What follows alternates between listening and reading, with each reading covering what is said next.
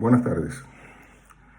Yo soy un seguidor a través de las redes sociales de Derecho a Réplica, que es una serie de entrevistas que Ian Padrón está realizando a partir de lo que ocurrió a finales del año pasado, las manifestaciones que ocurrieron desde noviembre del año pasado y que han continuado.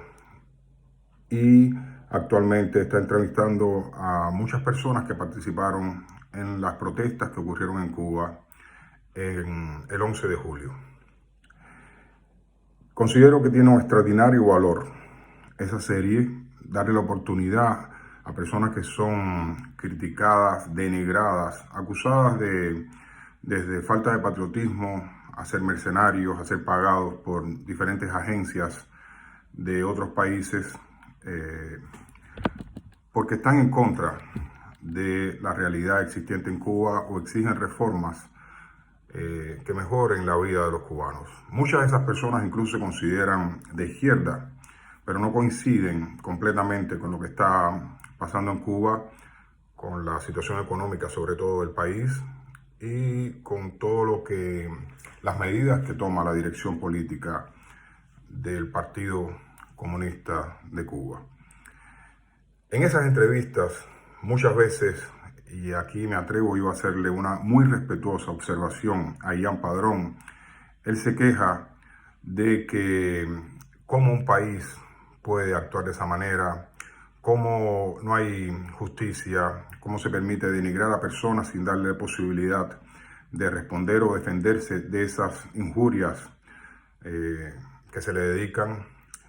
Y en la última entrevista que hizo recientemente, donde entrevistó a Tania Bruguera y a Julio Llopis Casal acerca de que está encarcelado un artista que se llama Hamlet La Bastida, Ian Padrón se queja de que cómo hay tantas buenas personas que callan ante lo que ocurre en Cuba, admitiendo, aplaudiendo y callando ante esas tan grandes injusticias. Él se pregunta que ¿puede alguien del gobierno negar que eso es una dictadura, es una forma dictatorial de tratar a los que no coinciden con su modo de ver o de dirigir, o con los que son abiertamente, incluso de forma pacífica, disidentes? La observación que deseo hacerle a Ian Padrón es que él debe darse cuenta de que el sistema comunista no tiene otra forma de existir. Esa manera dictatorial y totalitaria de enfrentar a todo el que no esté de acuerdo en cada momento comenzó desde la Revolución de Octubre, la primera vez que los comunistas en un país ocuparon el poder, y fue en la Unión Soviética. Y los comunistas comenzaron su ofensiva no contra los que estaban contra ellos de manera directa. A los primeros que exterminaron, encarcelaron, eran a los propios que habían apoyado la revolución, pero que comenzaron a sentirse insatisfechos con el curso que estaba tomando. Esa misma situación ocurrió en Cuba desde el inicio de la revolución de 1959. Los primeros que protestaron fueron comandantes y personas que participaron en la guerrilla de la Sierra Maestra, porque creyeron en lo que se le había dicho en ese momento, que la lucha era para sacar a un hombre que había dado un golpe de Estado, que era Fulgencio Batista, y restaurar la democracia y la Constitución de 1940. Ellos lucharon, muchos dieron la vida por eso.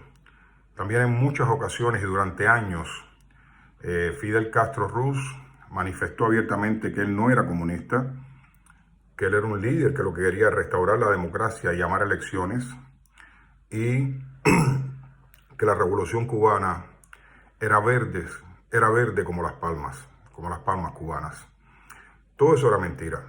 Había un plan premeditado, había intereses de una gran nación que era la Unión Soviética, de tener un país amigo o satélite a pocos kilómetros de la costa de los Estados Unidos, con intereses estratégicos muy concretos. Ese es otro tema.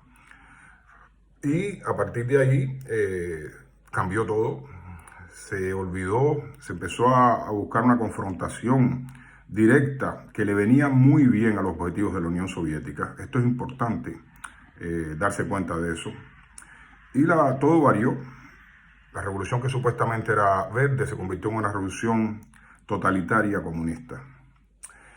Y la observación que quiero hacerle a Ian Padrón, primero es esa, que no es nada nuevo, que es una cosa que comenzó desde el primer día de la revolución, que estaba premeditado cómo se iba a instaurar, que los soviéticos se gastaron muchos recursos y personas en preparar y llevar a cabo todo ese cambio, y que el liderazgo de la revolución cubana, que era la persona de Fidel Castro, que fue quien siempre decidió todo, desde la economía, la política exterior, la política interior y todos los planes que se hicieron, le vino bien porque ese sistema garantizaba el poder indefinido, sin ningún tipo de elecciones o de cambio.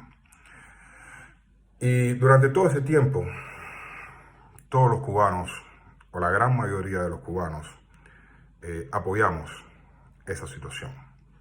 La apoyaron nuestros padres. Todos esos años, la década del 60, del 70, del 80, del 90, hubo personas que desde el inicio protestaron. Y nosotros, la mayoría del pueblo cubano, miró para otro lugar. Porque repartían caramelos. La ayuda de la Unión Soviética en realidad fue una ayuda inmensa, y la ayuda económica.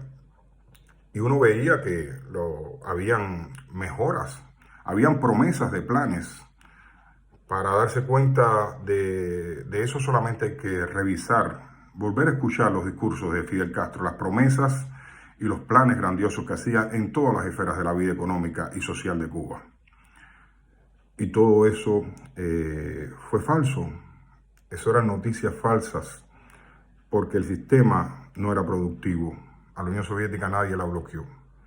La Unión Soviética tenía los recursos más grandes del mundo. Ningún otro país tiene los recursos que tiene actualmente Rusia, por ejemplo, en territorio y en recursos de todo tipo. Y tenía el caudal intelectual de las personas formadas.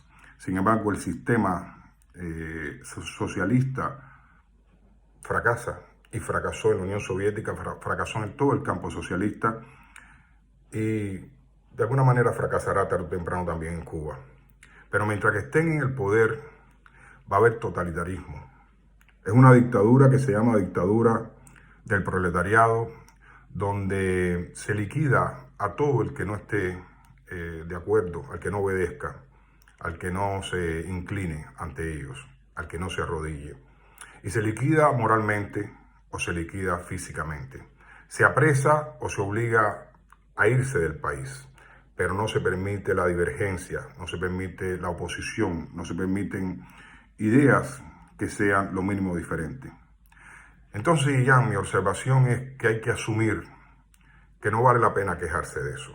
Hay que asumirlo y enfrentarlo. Yo soy partidario de la vía pacífica, de la protesta continua, pero pacífica, de decir la verdad, de llamar a estudiar la historia, porque ante ese llamado de llamar a estudiar la historia, la realidad, lo que se dijo, los discursos de los mismos dirigentes, sobre todo de Fidel Castro, se desnudan.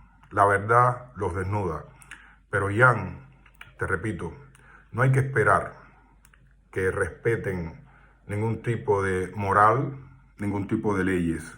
Ellos se consideran por encima de todas las leyes y de toda la moral de cualquier otro tipo de sociedad.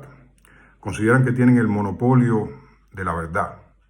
Y repito una vez más, el objetivo de ella es aniquilar sin piedad a todo el que piensa diferente. Eso es una copia de lo que ocurrió durante la Inquisición, donde las personas que le eran incómodas a la iglesia, que era la que tenía el poder durante muchos años en Europa, las eliminaba.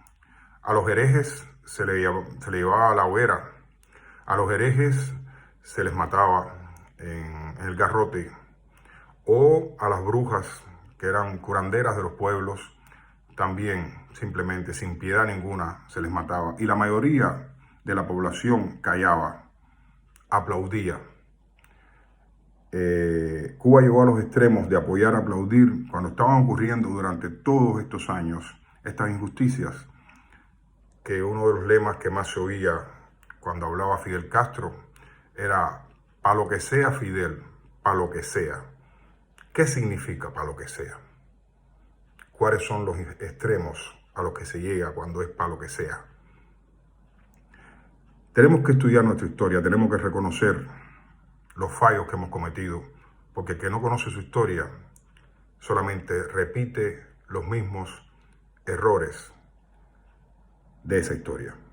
Hay que sacar conclusiones para mejorar, para proponer cosas diferentes, cosas civilizadas, espacios donde todos tengan derecho a decir su opinión y que esos espacios estén basados en el respeto mutuo, donde no hay un partido, que es el Partido Comunista de Cuba actual, que representa solamente el 6% de la población cubana. O sea, de cada 100 cubanos, solamente 6 son comunistas. Como un simple ejemplo, puedo decir que cada 100 cubanos, 25 han emigrado, si se cuenta a todos los que estamos en todos los países del mundo. Sin embargo, ese 6% es capaz de dominar, despreciar al que piensa diferente e imponer un sistema que es un fracaso. Lamentablemente es un fracaso. Aquí han entregado varias generaciones su vida, su credo, que las han servido. Y me refiero a la generación de nuestros padres, a nuestra propia generación, los nacidos en los primeros años después de la Revolución, y en parte a la juventud actual. Sin embargo, el resultado es una derrota, es un fracaso. No esperes, Ian, y no vale la pena en tus programas lamentarse de que la dirección del Partido Comunista y las organizaciones comunistas no van a respetar a los opositores y no los van a seguir encarcelando. No tienen otra forma de ser. Esa es la esencia de ese sistema. Tenemos que asumir esa realidad y a partir de ahí intentar que exista un cambio. Muchas gracias.